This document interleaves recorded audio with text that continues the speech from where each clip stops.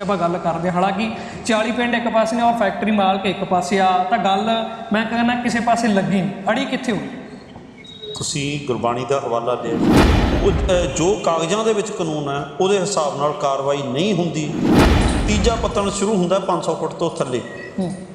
ਫੈਕਟਰੀਆਂ ਤੀਜੇ ਪੱਤਣ ਦੇ ਵਿੱਚ ਆਪਦਾ ਗੰਦਲਾ ਪਾਣੀ ਸਿੱਟ ਰਹੀਆਂ ਨੇ। ਖਹਿਰਾ ਸਾਹਿਬ, ਜਿਵੇਂ ਆਪਾਂ ਜ਼ਿਕਰ ਕਰਦੇ ਨੇ ਕਿ ਫੈਕਟਰੀ ਨੂੰ ਲੱਗੇ ਨੂੰ 7 ਮਹੀਨੇ ਹਾਂਜੀ, ਕਿਸਾਨ ਗਏ, ਕਿਸਾਨਾਂ ਨੇ ਜਾ ਕੇ ਫੈਕਟਰੀ ਬੰਦ ਕਰਵਾਉਣ ਦਾ ਜਿਹੜਾ ਕੀਤਾ ਸ਼ੁਰੂ ਕੀਤਾ 24 ਤਰੀਕ ਲਗਭਗ। ਉਹ ਕਿਸਾਨ ਨਹੀਂ ਸੀਗੇ ਜੀ, ਇਕੱਲੇ ਕਿਸਾਨ ਨਹੀਂ, ਉਸ ਏਰੀਏ ਦੇ ਸਾਰੇ ਲੋਕ ਨੇ।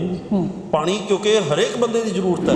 ਕਿ ਉਹਦੇ 'ਚ ਕਹਿੰਦੇ ਨੇ ਪ੍ਰੋਡਕਟ ਕੁਝ ਇੱਦਾਂ ਦੇ ਹੈਗੇ ਸੀ ਜਿਹੜੇ ਪਹਿਲਾਂ ਵੈਬਸਾਈਟਾਂ 'ਤੇ ਹੈਗੇ ਸੀ, ਉਹ ਡਿਲੀਟ ਕਰ ਦਿੱਤੇ। ਚਾਹੇ ਬਾਬਾ ਸੀਚੇਵਾਲ ਜੀ ਨੇ, ਬਾਬਾ ਸੀਚੇਵਾਲ ਜੀ ਜਦੋਂ ਉੱਥੇ ਗਏ ਸੀਗੇ ਸੈਂਪਲ ਲੈਣ ਲਈ, ਉਸ ਦਿਨ ਤਾਂ ਉਹਨਾਂ ਨੂੰ ਮੁਸ਼ਕ ਮਾਰਦਾ ਸੀਗਾ ਪਾਣੀ। ਜਦੋਂ ਸੈਂਪਲਾਂ ਦੀ ਰਿਪੋਰਟ ਆਈ ਆ ਉਦੋਂ ਆਰਡਰਲੈਸ ਅਤੇ ਕਲਰਲੈਸ ਕਿਉਂ ਹੋ ਗਏ? ਇਹ MLA ਕਿਹਦਾ ਸੀਗਾ?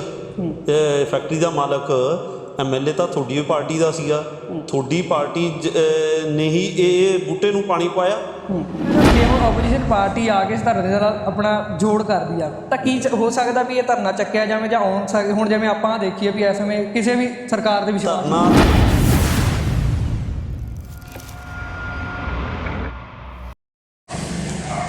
ਪਵਨ ਗੁਰੂ ਪਾਣੀ ਪਿਤਾ ਮਾਤਾ ਧਰਤ ਮਾਤਾ, ਇਹ 17 ਗੁਰਬਾਣੀ ਦੇ ਵਿੱਚ ਵੀ ਆਉਂਦੀਆਂ ਨੇ। ਔਰ ਜਿੱਥੇ ਆਪਾਂ ਗੱਲ ਕਰੀਏ ਵਾਤਾਵਰਨ ਨੂੰ ਲੈ ਕੇ, ਤਾਂ ਸਭ ਤੋਂ ਮੋਹਰੀ ਆਉਂਦੇ ਨੇ। ਗੁਰਬਾਣੀ ਦੇ ਵਿੱਚ ਵੀ ਇਹ ਚੀਜ਼ਾਂ ਸਭ ਤੋਂ ਪਹਿਲਾਂ ਮੈਂਸ਼ਨ ਕੀਤੀਆਂ ਗਈਆਂ ਨੇ। ਸਾਡਾ ਜਿਹੜਾ ਪਾਵਨੀ ਆ ਉਹ ਗੁਰੂ ਆ, ਮਾਤਾ ਜਿਹੜੀ ਸਾਡੀ ਧਰਤ ਮਾਤਾ ਹੈ। ਸੋ ਫਿਰ ਵੀ ਜੇ ਆਪਾਂ ਗੱਲ ਕਰੀਏ ਤਾਂ ਆਪਣੇ ਪੰਜਾਬ ਦੇ ਹਾਲਾਤ ਅਜਿਹੇ ਬਣ ਗਏ ਨੇ ਵੀ ਆਪਾਂ ਫਿਰ ਵੀ ਵਾਤਾਵਰਨ ਸਾਫ਼ ਨਹੀਂ ਰਹੇ। ਤਾਂ ਜੇ ਇਸ ਦਿਨ ਹੀ ਗੱਲ ਕਰ ਲਈਏ ਜੀਰਾ ਮੋਰਚਾ ਦੀ, ਜਿੱਥੇ ਫੈਕਟਰੀ ਨੂੰ ਲੈ ਕੇ ਜਿਹੜੀ ਉੱਥੇ ਮਿੱਲ ਬਣੀ ਉਹਨੂੰ ਲੈ ਕੇ ਚਰਚਾ ਦਾ ਵਿਸ਼ਾ ਜ਼ਰੂਰ ਛਿੜਿਆ ਹੋਇਆ ਹੈ।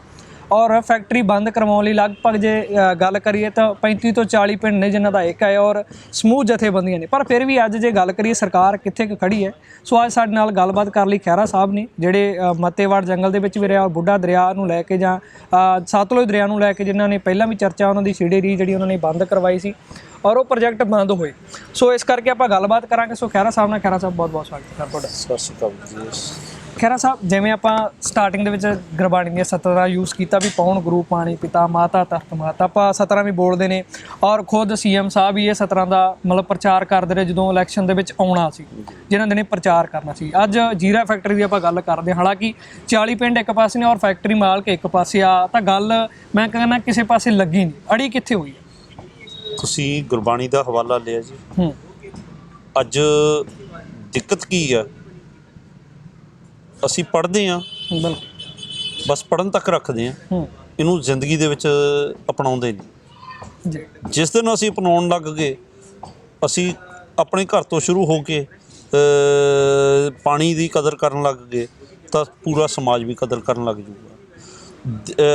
ਇਹੀ ਗੱਲ ਹੈ ਜਿਹੜੀ ਰਾਜ ਸਰਕਾਰ ਹੈ ਉਹ ਕਹਿੰਦੀ ਹੈ, ਪਰ ਉਹਨਾਂ ਦੀ ਕਹਿਣੀ ਔਰ ਕਰਨੀ ਦੇ ਵਿੱਚ ਬਹੁਤ ਜ਼ਮੀਨ ਆਸਮਾਨ ਦਾ ਫਰਕ ਹੈ।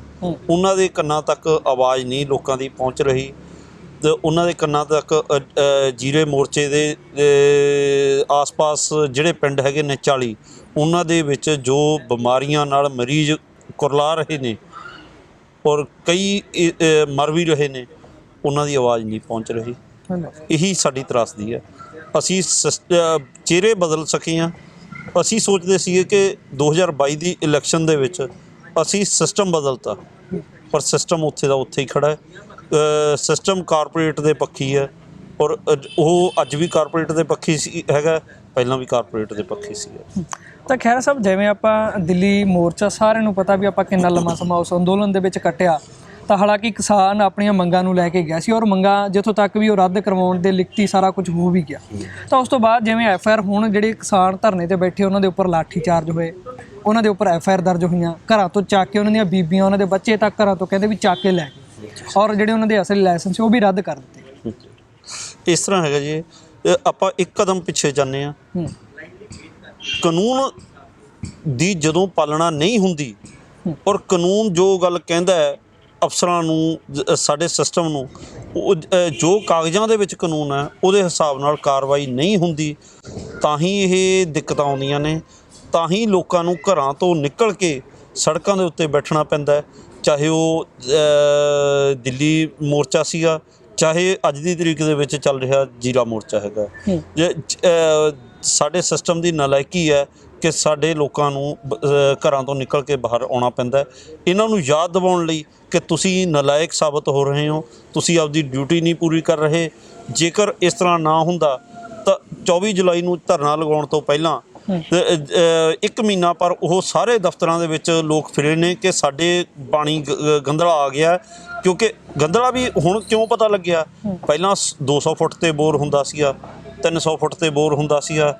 ਹੁਣ ਜਿਹੜੇ ਗੁਰਦੁਆਰਾ ਸਾਹਿਬ ਦੇ ਵਿੱਚ ਬੋਰ ਕੀਤਾ ਸੀਗਾ ਤੋ ਕਿਉਂਕਿ ਸਾਂਝੀ ਜਗ੍ਹਾ ਸੀਗੀ ਔਰ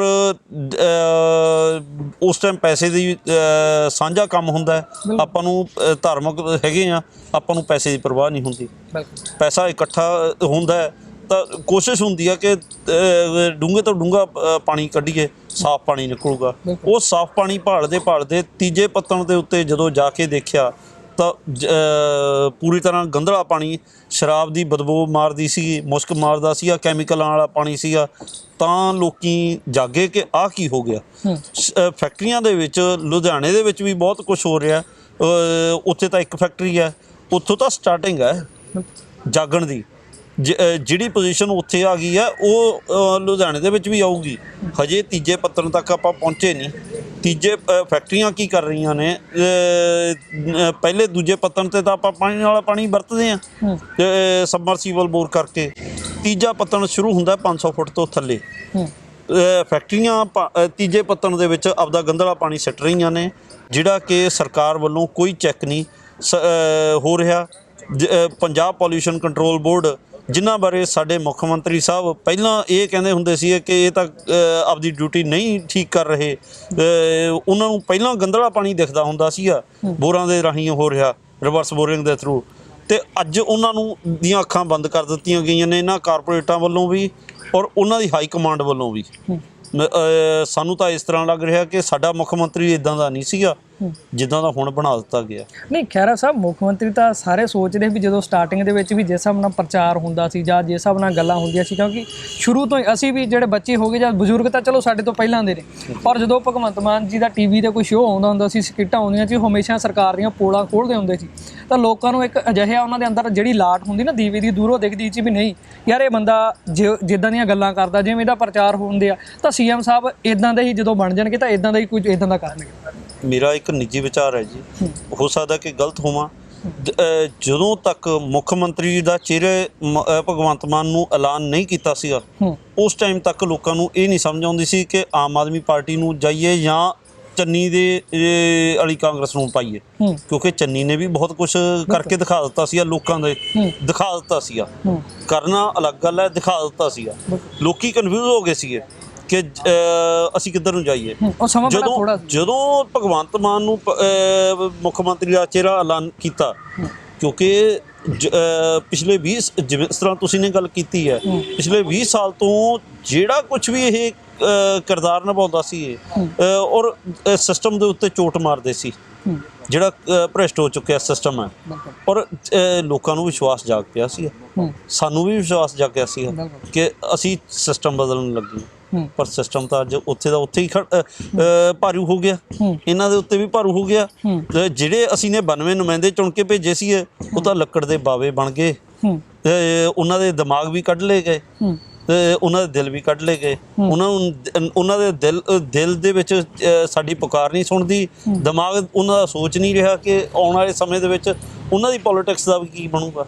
ਕਟਾਰੀਆ ਸਾਹਿਬ, ਜਿਵੇਂ ਤੁਸੀਂ 92 ਦੀ ਗੱਲ ਕੀਤੀ ਵੀ ਇਹ ਲੱਕੜ ਦੇ ਬਾਵੇ ਬਣ ਗਏ ਨਾ, ਔਰ ਉੱਥੋਂ ਦੇ ਜੇ ਆਪਾਂ ਜ਼ੀਰੇ ਮੋਰਚੇ ਦੀ ਗੱਲ ਕਰੀਏ ਤਾਂ ਨਾਲ ਹੀ ਗਵਾਂਢ ਆ, ਕੋਈ ਜ਼ਿਆਦਾ ਦੂਰ ਨਹੀਂ ਹੈਗਾ। ਫੈਕਟਰੀ ਤੋਂ ਕਰੀਬ ਗੱਲ ਕਰੀਏ ਤਾਂ ਵੱਧ ਤੋਂ ਵੱਧ 7 ਜਾਂ 8 ਕਿਲੋਮੀਟਰ ਦੂਰ ਹੋਊਗਾ ਕਟਾਰੀਆ ਜੀ ਦਾ ਘਰ। ਤਾਂ ਕਟਾਰੀਆ ਜੀ ਵੀ ਉਸ ਦਾਇਰੇ ਦੇ ਵਿੱਚ ਆਉਂਦੇ ਨੇ। ਪਰ ਜਦੋਂ ਗੱਲਬਾਤ ਕੀਤੀ ਜਾਂ ਉੱਥੇ ਜਾ ਕੇ ਜਿਹੜੇ ਲੋਕ ਨੇ, ਉੱਥੇ ਕਿਸਾਨ ਜਿਹੜੇ ਮਤਲਬ 7ਵੇਂ ਮਹੀਨੇ 'ਚ ਪ੍ਰਵੇਸ਼ ਕਰ ਗਏ ਧਰਨਾ, ਤਾਂ ਉਹਨਾਂ ਦਾ ਵੀ ਕਹਿਣਾ ਵੀ ਅਸੀਂ ਕਟਾਰੀਆ ਸਾਹਿਬ ਨੂੰ ਬਹੁਤ ਵਾਰ ਕਹਿ ਚੁੱਕੇ ਹਾਂ, ਪਰ ਕਟਾਰੀਆ ਸਾਹਿਬ ਦਾ ਇੱਕ ਹੀ ਬਿਆਨ ਹੁੰਦਾ ਜੀ ਮੇਰੀ ਸਰਕਾਰ ਦੇ ਵਿੱਚ ਚੱਲਦੀ ਨਹੀਂ, ਮੈਂ ਬਹੁਤ ਜ਼ੋਰ ਲਾ ਲਿਆ ਪਰ ਮੈਂ ਉੱਥੋਂ ਤੱਕ ਪਹੁੰਚ ਨਹੀਂ ਸਕਿਆ। ਕਟਾਰੀਆ ਸਾਹਿਬ ਬਾਰੇ ਦੋ ਪਹਿਲੂ ਨੇ ਜੀ। ਇਹਨਾਂ ਦਾ ਪਹਿਲਾਂ ਵੀ ਰਾਜਨੀਤਿਕ ਪਿਛੋਕੜ ਰਿਹਾ, ਪਹਿਲਾਂ ਇਹ ਵੀ ਉਸੇ ਸਿਸਟਮ ਦਾ ਇੱਕ ਪਾਰਟ ਹੁੰਦੇ ਸੀ। ਤੇ ਜੇ ਹੁਣ ਦੀ ਗੱਲ ਕਰਦੇ ਆ, ਉਹ ਹੁਣ ਕਹਿਣ ਔਰ ਕਰਨ ਦੇ ਵਿੱਚ ਬਹੁਤ ਫਰਕ ਹੁੰਦਾ। ਜੇ ਨਹੀਂ ਚੱਲਦੀ ਤਾਂ ਜੇ ਮੈਂ ਐਮਐਲਏ ਹੋਵਾਂ, ਜੇ ਮੇਰੇ ਇਲਾਕੇ ਦੇ ਵਿੱਚ ਮੇਰੀ ਨਹੀਂ ਚੱਲੂਗੀ ਤਾਂ ਮੈਂ ਅਸਤੀਫਾ ਦੇ ਕੇ ਉੱਥੇ ਬਹਿ ਜਾਊਂ। ਕਹਿਣ ਦੀ ਬਜਾਏ ਕਰਕੇ ਬਹਿ ਜਾਣ। ਉਹਨਾਂ ਨੂੰ ਕਿਹਨੇ ਰੋਕਿਆ? ਸਰਕਾਰ ਨੇ ਕਦੇ ਉਹਨਾਂ ਦੇ ਗੋਡੇ ਫੜੇ ਕਿ ਹਾਂ ਜੀ ਕਟਾਰੀਆ ਸਾਹਿਬ ਤੁਹਾਡੇ ਬਿਨਾਂ ਸਰਦਾ ਨਹੀਂ ਸਾਡਾ? ਫਿਰ ਜਦੋਂ ਉਹਨਾਂ ਦੀ ਨਹੀਂ ਚੱਲਦੀ ਉਹ ਚੁੱਪ ਕਰਕੇ ਅਸਤੀਫਾ ਦੇ ਦੇਣ। ਤਾਂ ਉਹਨਾਂ ਨੂੰ ਕੌਣ ਰੋਕਦਾ?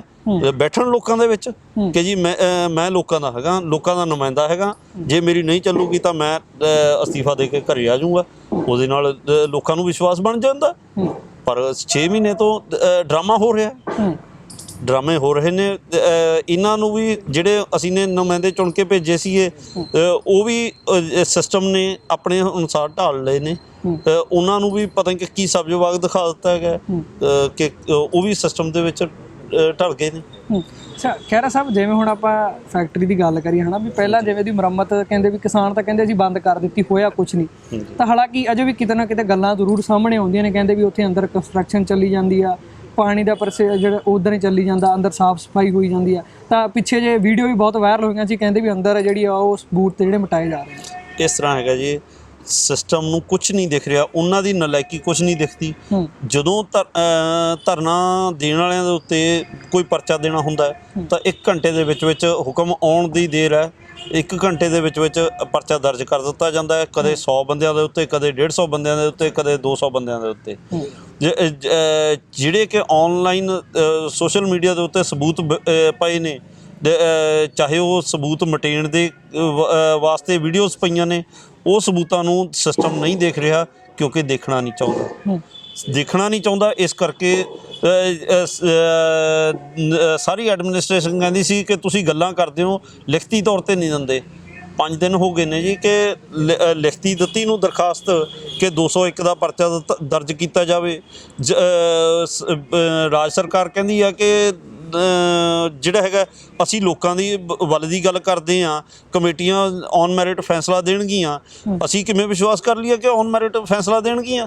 ਸਾਡਾ ਤਾਂ ਵਿਸ਼ਵਾਸ ਟੁੱਟ ਰਿਹਾ ਕਿਉਂਕਿ ਜਿਹੜਾ ਪਰਚਾ ਦਿੱਤਾ ਜਾਣਾ ਬਣਦਾ ਸੀ ਅੱਜ ਤੋਂ 5 ਦਿਨ ਪਹਿਲਾਂ 201 ਧਾਰਾ ਦੇ ਅੰਡਰ ਫੈਕਟਰੀ ਦੇ ਮਾਲਕ ਨੇ ਜਿਹੜੇ ਸਬੂਤ ਮਟੇ ਨੇ, ਉਹ ਤਾਂ ਆਪਦੇ ਵੱਲੋਂ ਪੂਰੀ ਕੋਸ਼ਿਸ਼ ਦੇ ਵਿੱਚ ਹੈਗਾ ਕਿ ਸਾਡਾ ਖੁਰਾ ਖੋਜ ਖਤਮ ਹੋ ਜਾਵੇ। ਸਿਸਟਮ ਉਹਨਾਂ ਨੂੰ ਟਾਈਮ ਦੇ ਰਿਹਾ ਕਿ ਹਾਂਜੀ ਜੋ ਸਬੂਤ ਬਚੇ ਹੋਏ ਨੇ ਉਹਨਾਂ ਨੂੰ ਵੀ ਖਤਮ ਕਰ ਦੇ।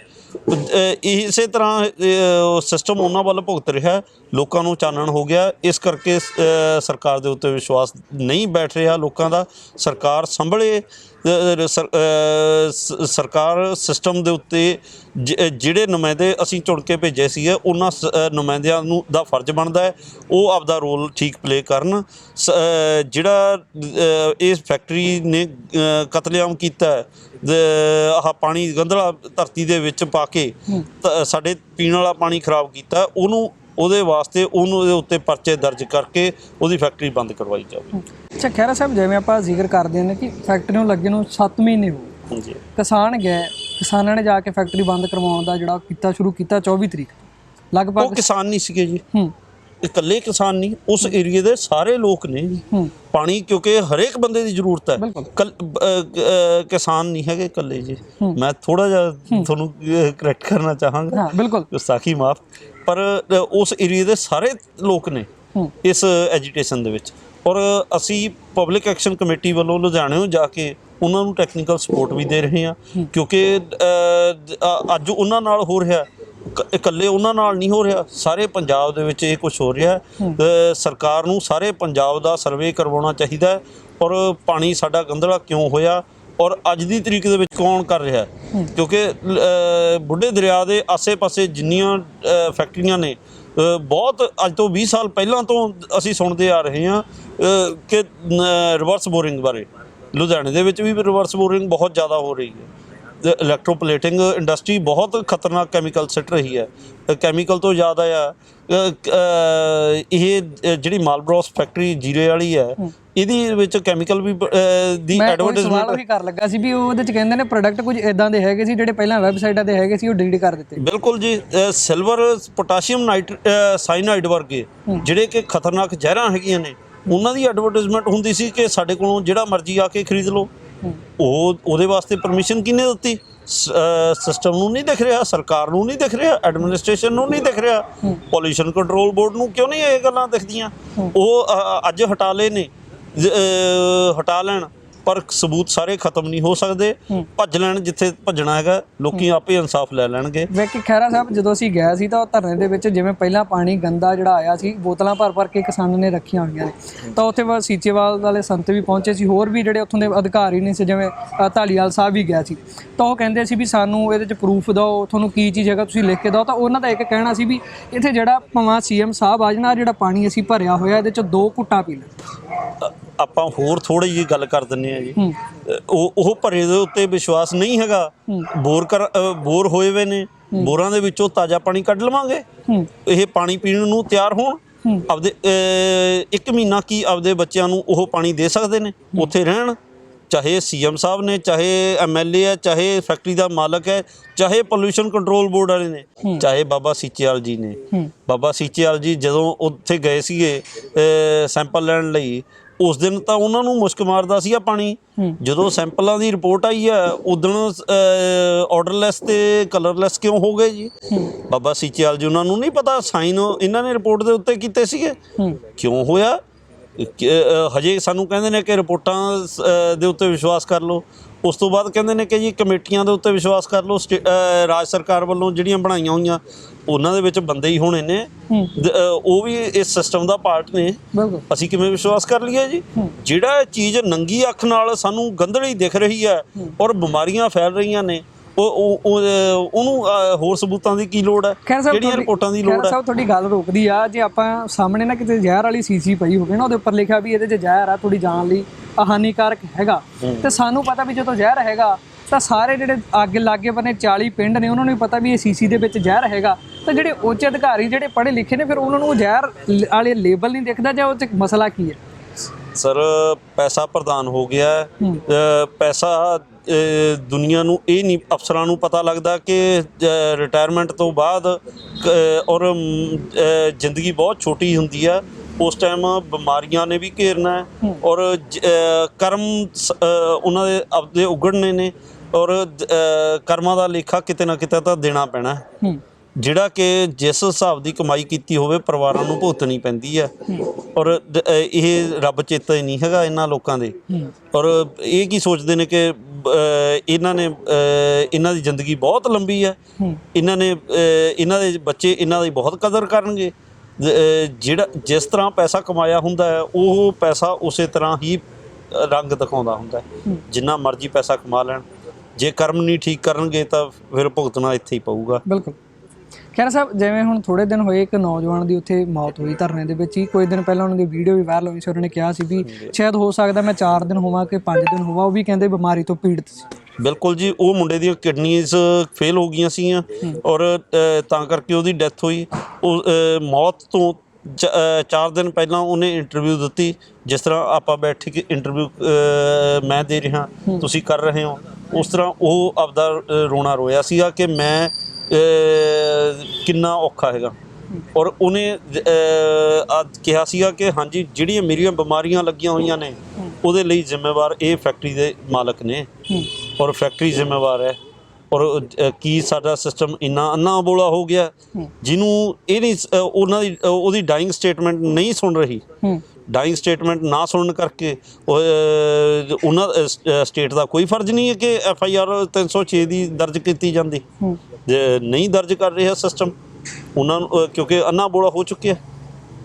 ਤਾਂ ਖਹਿਰਾ ਸਾਹਿਬ, ਜਿਵੇਂ ਕਹਿੰਦੇ ਵੀ ਪਾਣੀ ਵੀ ਬਹੁਤ ਅੰਦਰ ਗਿਆ, ਉਹ 20 ਰੁਪਏ ਖਣੀ ਸ਼ਾਇਦ ਕਿੰਨੇ ਨੂੰ, ਮਤਲਬ ਇਹ ਜਿਹੜੀ ਇਹਨਾਂ ਨੇ ਪ੍ਰੋਜੈਕਟ ਰਿਪੋਰਟ ਬਣਾਈ ਹੋਈ ਫੈਕਟਰੀ ਨੇ, ਉਹਦੇ ਵਿੱਚ ਇਹਨਾਂ ਨੇ ਇਹ ਕਲੇਮ ਕੀਤਾ ਕਿ ਜੀ ਜਿਹੜਾ ਅਸੀਂ ਪਾਣੀ ਕੰਜ਼ਿਊਮ ਕਰਾਂਗੇ ਕਿਲੋ ਲੀਟਰਾਂ ਦੇ ਵਿੱਚ, ਉਹ ਸਾਨੂੰ 20 ਰੁਪਏ ਕਿਲੋ 20 ਰੁਪਏ ਲੀਟਰ ਦੇ ਹਿਸਾਬ ਨਾਲ ਪ੍ਰੋਜੈਕਟ ਰਿਪੋਰਟ ਦੇ ਵਿੱਚ ਕਾਸਟ ਕੱਢੀ ਗਈ।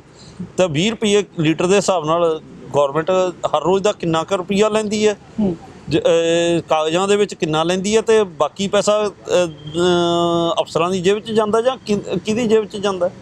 ਇਸ ਵਿਜੀਲੈਂਸ ਇਨਕੁਆਇਰੀ ਖੋਲ੍ਹਣ। ਅੱਜ ਤੱਕ ਕਿਉਂ ਨਹੀਂ ਇਸ ਗੱਲ ਦੇ ਉੱਤੇ ਗੌਰ ਕੀਤੀ ਗਈ?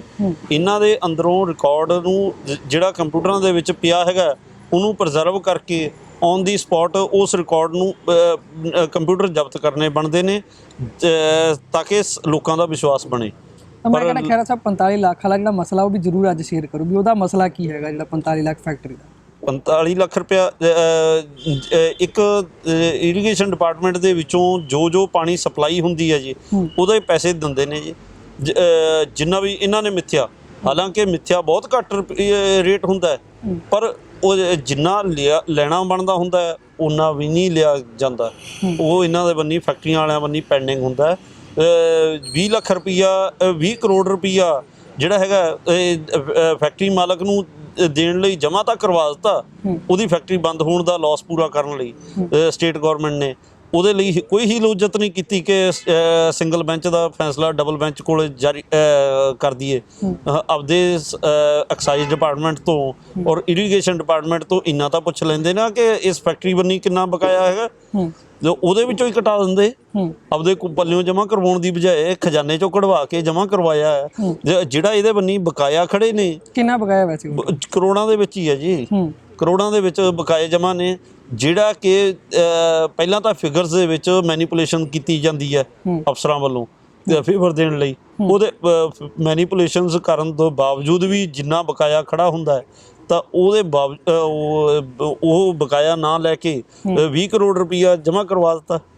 ਔਰ ਹਾਈ ਕੋਰਟ ਦੇ ਵਿੱਚ ਜਦੋਂ ਫੈਕਟਰੀ ਦੇ ਮਾਲਕ ਦੇ ਵੱਲੋਂ ਜਿਹੜੇ ਵਕੀਲ ਸਾਹਿਬ ਪੇਸ਼ ਹੋਏ ਸੀਗੇ, ਜਦੋਂ ਉਹਨਾਂ ਨੇ ਬਾਬਾ ਸੀਚੇਵਾਲ ਜੀ ਉਹਨਾਂ ਵਾਲੀ ਰਿਪੋਰਟ ਨੂੰ NGT ਦੀ ਰਿਪੋਰਟ ਕਹਿ ਕੇ ਪੇਸ਼ ਕੀਤਾ, ਸਟੇਟ ਗੌਰਮੈਂਟ ਦੇ ਮੂੰਹ 'ਚ ਤੰਦੂਆ ਹੋਇਆ ਹੋਇਆ ਸੀਗਾ ਜਿਹੜਾ ਕਿ ਇਹ ਨਹੀਂ ਦੱਸਿਆ ਹਾਈ ਕੋਰਟ ਦੇ ਵਿੱਚ ਕਿ ਇਹ NGT ਦੀ ਰਿਪੋਰਟ ਨਹੀਂ ਹੈਗੀ। ਇਸ ਤੋਂ ਸਾਨੂੰ ਤਾਂ ਇਹੀ ਲੱਗਦਾ ਕਿ ਕੁੱਤੀ ਚੋਰਾਂ ਨਾਲ ਰਲੀ ਹੋਈ ਹੈ। ਫਿਰ ਲੋਕ ਕਿਵੇਂ ਵਿਸ਼ਵਾਸ ਕਰ ਲੈਣ? ਗੌਰਮੈਂਟ ਕਹਿੰਦੀ ਹੈ ਕਿ ਵਿਸ਼ਵਾਸ ਕਰ ਲਓ ਸਾਡੇ ਉੱਤੇ, ਵਿਸ਼ਵਾਸ ਕਿਸ ਤਰ੍ਹਾਂ ਕਰ ਲਈਏ? ਪਹਿਲਾਂ ਵਿਸ਼ਵਾਸ ਪੈਦਾ ਕਰਨ।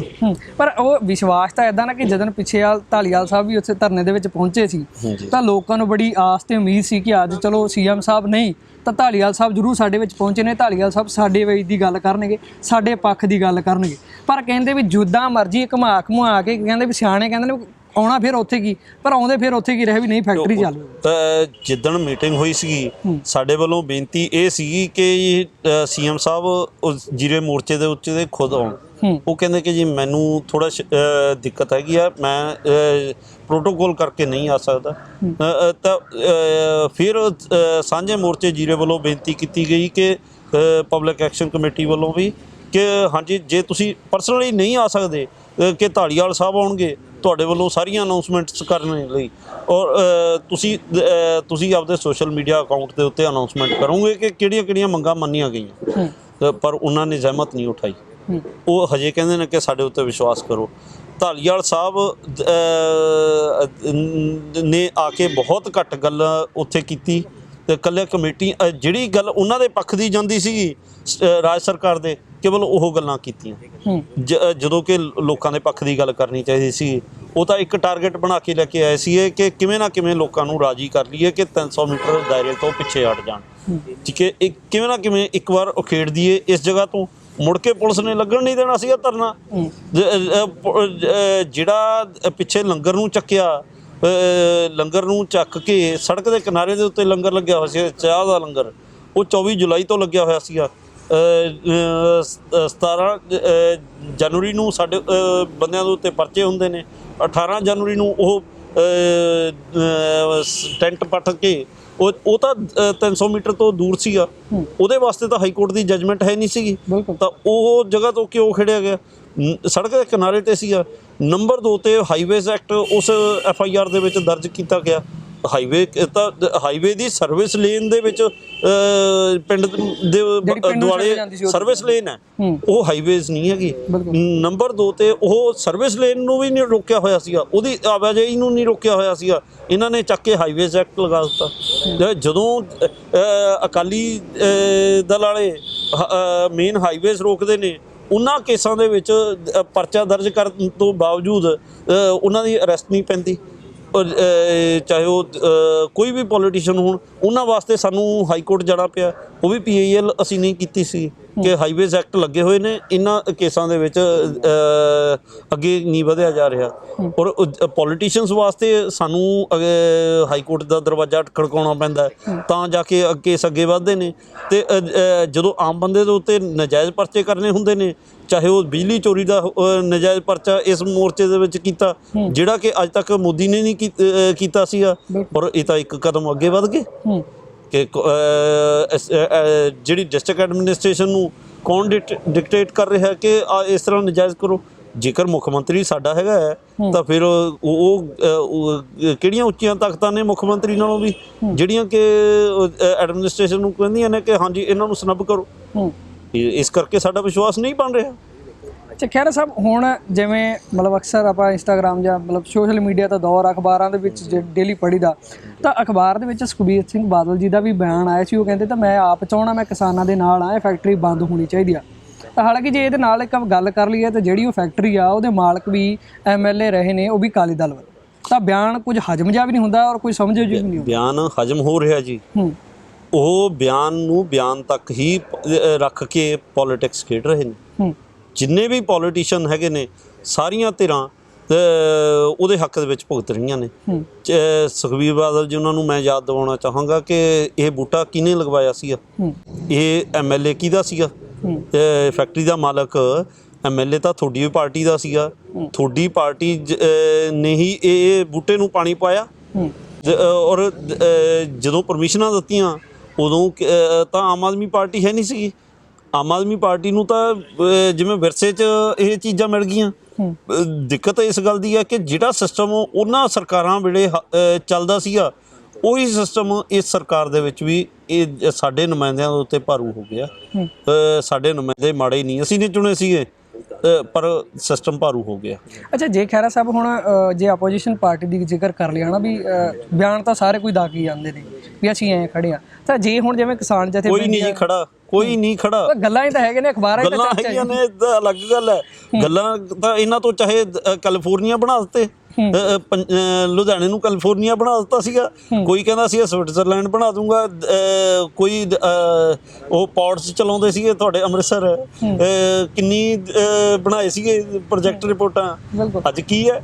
ਤਾਂ ਖੈਰ ਜੇ ਹੁਣ ਆਪੋਜੀਸ਼ਨ ਪਾਰਟੀ ਆ ਕੇ ਇਸ ਧਰਨੇ ਦੇ ਨਾਲ ਆਪਣਾ ਜੋੜ ਕਰਦੀ ਆ ਤਾਂ ਕੀ ਹੋ ਸਕਦਾ ਵੀ ਇਹ ਧਰਨਾ ਚੱਕਿਆ ਜਾਵੇ ਜਾਂ ਹੁਣ ਜਿਵੇਂ ਆਪਾਂ ਦੇਖੀਏ ਵੀ ਇਸ ਸਮੇਂ ਕਿਸੇ ਵੀ ਸਰਕਾਰ ਦੇ ਵਿਸ਼ਵਾਸ ਧਰਨਾ ਤਾਂ ਚੱਕਿਆ ਜਾਊਗਾ ਜੀ ਜਿੱਦਣ ਫੈਕਟਰੀ ਨੂੰ ਪੱਕੇ ਤੌਰ ਤੇ ਸਟੇਟ ਗਵਰਨਮੈਂਟ ਜਿੰਦਾ ਲਗਾਉਂਦੀ ਹੈ। ਇਹ ਕੋਈ ਭੁਲੇਖਾ ਕੱਢ ਦੇਵੇ। ਇੱਕ ਪੋਲੀਟੀਸ਼ੀਅਨ ਆਇਆ ਵੀ ਸੀਗਾ ਧਰਨੇ ਦੇ ਵਿੱਚ, ਇੱਕ ਪੋਲੀਟੀਸ਼ੀਅਨ ਆਇਆ ਅੱਜ ਤੱਕ, ਔਰ ਉਹ ਪੋਲੀਟੀਸ਼ੀਅਨ ਆ ਕੇ ਲੋਕਾਂ ਦੀ ਗੱਲ ਕਰਕੇ ਬਾਅਦ 'ਚ ਜੀਰੇ ਮੋਰਚੇ ਦੇ ਬੰਦਿਆਂ ਨੂੰ ਫੋਨ ਦੇ ਉੱਤੇ ਮੈਸੇਜ ਭੇਜਣ ਲੱਗ ਗਿਆ ਕਿ ਕੰਪਰੋਮਾਈਜ਼ ਕਰ ਲਓ। ਜੀਰੇ ਮੋਰਚੇ ਦੇ ਇੱਕ ਮੈਂਬਰ ਦੇ ਮੋਬਾਈਲ ਦੇ ਉੱਤੇ ਫੈਕਟਰੀ ਦੇ ਜਿਹੜਾ ਮੈਨੇਜਰ ਹੈ, ਮੈਨੇਜਰ ਦਾ ਮੋਬਾਈਲ ਨੰਬਰ ਭੇਜਦਾ ਕਿ ਮੈਨੇਜਰ ਤੇਰੇ ਨਾਲ ਗੱਲ ਕਰੂਗਾ। ਇਹ ਸਾਨੂੰ ਵਿਚੋਲੇ ਨਹੀਂ ਚਾਹੀਦੇ, ਸਾਨੂੰ ਮੁਰਦਾ ਦਾ ਸੌਦਾ ਕਰਨ ਵਾਲੇ ਨਹੀਂ ਚਾਹੀਦੇ। ਲੋਕਾਂ ਨੂੰ ਸਭ ਕੁਝ ਚਾਨਣਾ ਹੈ ਤੇ ਇਹਨਾਂ ਨੂੰ ਆਪਦੀ ਔਕਾਤ ਪਛਾਣਨੀ ਚਾਹੀਦੀ ਹੈ ਕਿ ਜਿਹੜਾ ਕੁਛ ਇਹ ਪਹਿਲਾਂ ਲੋਕਾਂ ਦੇ ਅੱਖਾਂ 'ਚ ਘੱਟਾ ਪਾਉਂਦੇ ਰਹੇ ਨੇ ਹੁਣ ਨਹੀਂ ਪੈਣਾ। ਕੋਈ ਕਮੇਟੀਆਂ ਦੇ ਉੱਤੇ ਵਿਸ਼ਵਾਸ ਨਹੀਂ। ਜਿਹੜੀ ਚੀਜ਼ ਨੰਗੀ ਚਿੱਟੀ ਅੱਖ ਨਾਲ ਸਭ ਕੁਝ ਸਾਹਮਣੇ ਆ, ਪੋਲੀਟੀਕਲ ਗੇਮ ਹੁੰਦੀ ਹੈ, ਕਮੇਟੀਆਂ ਬਣਾਤੀਆਂ, ਤਾਂ ਹੁਣ ਲੋਕ ਇਸ ਝਾਂਸੇ ਦੇ ਵਿੱਚ ਨਹੀਂ ਆਉਣਾ। ਤਾਂ ਫਿਰ ਖਹਿਰਾ ਸਾਹਿਬ ਹੁਣ ਮਤਲਬ ਮਸਲਾ ਇੱਥੇ ਅੜਿਆ ਹੋਇਆ ਕਿ ਫੈਕਟਰੀ ਬੰਦ ਹੋਊਗੀ ਤਾਂ ਕਿਸਾਨਾਂ ਨੂੰ ਸੁੱਖ ਦਾ ਸਾਹ ਹੋਊਗਾ। ਤਾਂ ਅਜਿਹੀਆਂ ਫੈਕਟਰੀਆਂ ਹੋਰ ਵੀ ਆਪਣੇ ਪੰਜਾਬ ਦੇ ਵਿੱਚ ਹੈਗੀਆਂ ਨੇ ਜਿਨ੍ਹਾਂ ਦੇ ਵਿੱਚ ਇਹ ਪ੍ਰੋਸੀਜਰ ਚੱਲਦਾ। ਤਾਂ ਹੀ ਤਾਂ ਆਪਾਂ ਗੱਲ ਕਰ ਰਹੇ ਹਾਂ ਜੀ ਕਿ ਇਹ ਤਾਂ ਸਟਾਰਟਿੰਗ ਹੈ। ਸਰਕਾਰ ਨੂੰ ਸਮਾਂ ਰਹਿੰਦੇ ਹੋਏ ਸਾਰੇ ਜਿੰਨੇ ਕਾਰਪੋਰੇਟ ਹੈਗੇ ਨੇ ਉਹਨਾਂ ਨੂੰ ਇੱਕ ਮੀਟਿੰਗ ਲੈ ਕੇ ਵਰਜ ਦੇਣਾ ਚਾਹੀਦਾ ਕਿ ਪਹਿਲਾਂ ਜੋ ਹੋ ਗਿਆ ਸੋ ਹੋ ਗਿਆ, ਔਰ ਹੁਣ ਇਸ ਤਰ੍ਹਾਂ ਨਹੀਂ ਚੱਲੂਗਾ। ਸਾਰੇ ਫੈਕਟਰੀਆਂ ਵਾਲੇ ਧਰਤੀ ਦੇ ਵਿੱਚ ਪਾਣੀ ਪਾਉਣਾ ਬੰਦ ਕਰ ਦੇਣ, ਗੰਧਲਾ ਕੀਤਾ ਹੋਇਆ। ਔਰ ਪੰਜਾਬ ਪੋਲਿਊਸ਼ਨ ਕੰਟਰੋਲ ਬੋਰਡ ਦੇ ਜਿਨ੍ਹਾਂ ਦੀ ਇਹ ਜ਼ਿੰਮੇਵਾਰੀ ਸ਼ੁਰੂ ਤੋਂ ਸੀਗੀ, 1974 ਦਾ ਇਹ ਵਾਟਰ ਪੋਲਿਊਸ਼ਨ ਦਾ ਐਕਟ ਬਣਿਆ ਹੋਇਆ, ਤਾਂ ਅਸੀਂ ਜਾਣ ਕੇ ਹੈਰਾਨ ਹੋ ਜਾਵਾਂਗੇ ਅੱਜ ਤੱਕ ਇੱਕ ਵੀ ਕਾਰਖਾਨੇਦਾਰ ਨੂੰ ਜਾਂ ਕਿਸੇ ਨੂੰ ਵੀ ਪੰਜਾਬ ਦੇ ਵਿੱਚ ਸਜ਼ਾ ਨਹੀਂ ਹੋਈ ਕਿ ਪਾਣੀ ਦੇ ਗੰਧਲਾ ਕਰਨ ਦੇ ਲਈ। ਫਿਰ ਪਾਣੀ ਸਾਡਾ ਧਰਤੀ ਦਾ ਗੰਧਲਾ ਕਿਵੇਂ ਹੋ ਗਿਆ? ਇਹ ਸਾਡੇ ਹੈਰਾਨੀ ਵਾਲੀ ਗੱਲ ਹੈ। ਇਹ ਤਾਂ ਹੈਗੀ ਹੈ ਕਿਉਂਕਿ ਸਾਡਾ ਸਿਸਟਮ ਵਿਕਾਊ ਹੈਗਾ। ਜਿਨ੍ਹਾਂ ਦੀ ਡਿਊਟੀ ਲਗਾਈ ਗਈ ਹੁੰਦੀ ਹੈ ਇਸ ਸਿਸਟਮ ਵੱਲੋਂ ਕਿ ਤੁਸੀਂ ਨੇ ਚੈੱਕ ਕਰਨਾ, ਉਹ ਆਪਦੀ ਡਿਊਟੀ ਨਹੀਂ ਨਿਭਾਉਂਦੇ ਰਹੇ, ਜਿਸ ਕਰਕੇ ਸਾਡਾ ਪਾਣੀ ਗੰਦਲਾ ਹੋ ਗਿਆ। ਸੋ ਖੈਰ ਸਾਹਿਬ ਜੀ, ਅੱਜ ਜੀਰਾ ਮੋਰਚੇ ਤੇ ਧਿਆਨ ਮਾਰਨ ਲਈ ਬਹੁਤ ਬਹੁਤ ਧੰਨਵਾਦ ਜੀ। ਸੋ ਬਿਲਕੁਲ ਜੀ, ਸਾਡੀ ਵੀ ਕੋਸ਼ਿਸ਼ ਹੁੰਦੀ ਹੈ ਕਿ ਜਿਵੇਂ ਆਪਾਂ ਜ਼ਿਕਰ ਜ਼ਰੂਰ ਕਰਦੇ ਹੁੰਦੇ ਸਾਡਾ ਪੰਜਾਬ ਸੋਨੇ ਦੀ ਚਿੜੀ ਹੈ, ਪਰ ਸੋਨੇ ਦੀ ਚਿੜੀ ਨੂੰ ਆਪਾਂ ਕਿਤੇ ਨਾ ਕਿਤੇ ਦੇਖਿਆ ਜਾਵੇ ਤਾਂ ਜਿਹੜੀ ਸਿਉਂਕ ਜ਼ਰੂਰ ਥੱਲੇ ਲੱਗੀ ਹੋਈ ਆ। ਤਾਂ ਆਪਾਂ ਦੇਖਦੇ ਵੀ ਸੋਨਿਆਂ ਦੀ ਚਿੜੀ ਜਿਹੜੀ ਆਪਣੀ ਉੱਜੜ ਗਈ, ਪਰ ਉੱਜੜਨ ਦਾ ਕਾਰਨ ਆਪਣਾ ਵਾਤਾਵਰਨ ਹੀ ਹੈ। ਚਾਹੇ ਉਹ ਆਪਣੇ ਰੁੱਖ ਵੱਢਣ ਹੋਣ, ਚਾਹੇ ਦਰਿਆਵਾਂ ਦੇ ਵਿੱਚ ਗੰਦਾ ਪਾਣੀ ਮਿਲਾਵਟ ਹੋਵੇ, ਜਾਂ ਬੋਰ ਕਰਕੇ ਪਾਣੀ ਥੱਲੇ ਘੱਲਣਾ ਹੋਵੇ, ਤਾਂ ਇਹਦੇ ਨਾਲ ਆਪਣਾ ਵਾਤਾਵਰਨ ਖਰਾਬ ਹੋ ਰਿਹਾ, ਜਿਹਦੇ ਨਾਲ ਆਪਾਂ ਕਹਿੰਦੇ ਹੁੰਦੇ ਵੀ ਸਾਡਾ ਪੰਜਾਬ ਸੋਨੇ ਦੀ ਚਿੜੀ ਉੱਦਾਂ ਹੀ ਰਹੂਗਾ। ਪਰ ਜਿੱਦਾਂ ਦੇ ਹਾਲਾਤ ਮੈਨੂੰ ਲੱਗਦਾ ਵੀ ਸੋਨੇ ਦੀ ਚਿੜੀ ਜਿਹੜੀ ਆ ਉਹ ਇੱਕ ਦਿਨ ਕਾਲੀ ਚਿੜੀ ਜ਼ਰੂਰ ਬਣ ਜਾਊਗੀ। ਸੋ ਮੈਨੂੰ ਦਿਓ ਇਜਾਜ਼ਤ, ਮਿਲਦੇ ਆਪਾਂ ਅਗਲੀ ਥਾਂ ਦੇ ਵਿੱਚ ਅਗਲੀ ਵੀਡੀਓ। ਸਤਿ ਸ਼੍ਰੀ ਅਕਾਲ।